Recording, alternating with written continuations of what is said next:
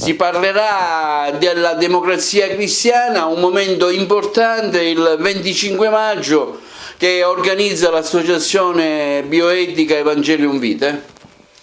Sono trascorsi 40 anni dal lontano 1983, quando la Democrazia Cristiana organizzò un congresso regionale in Sicilia che si svolse proprio nella città di Agrigento, al Giollotelli.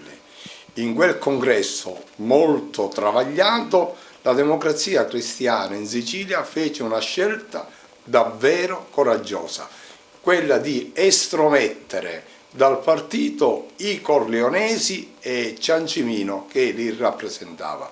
Fu la scelta antimafia che il partito fece, per cui dopo 40 anni come centro di bioetica, come centro studi, noi desideriamo ricordare questa scelta coraggiosa con un convegno studi al quale prenderanno parte buona parte di coloro che furono i protagonisti di quella stagione politica che fecero questa scelta, come dicevo, coraggiosa.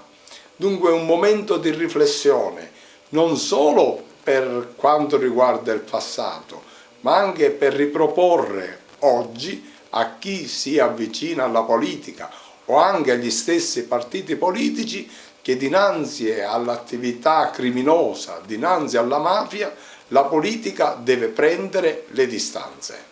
Durante l'assise ci saranno gli interventi di persone qualificate che sono stati proprio alcuni dei protagonisti di quel momento politico.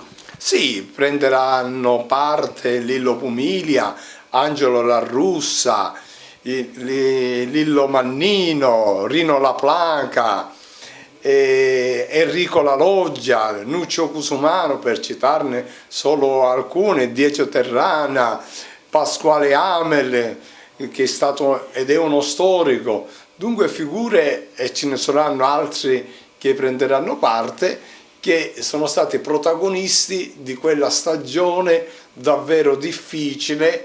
Prenderà parte Gino Laimo.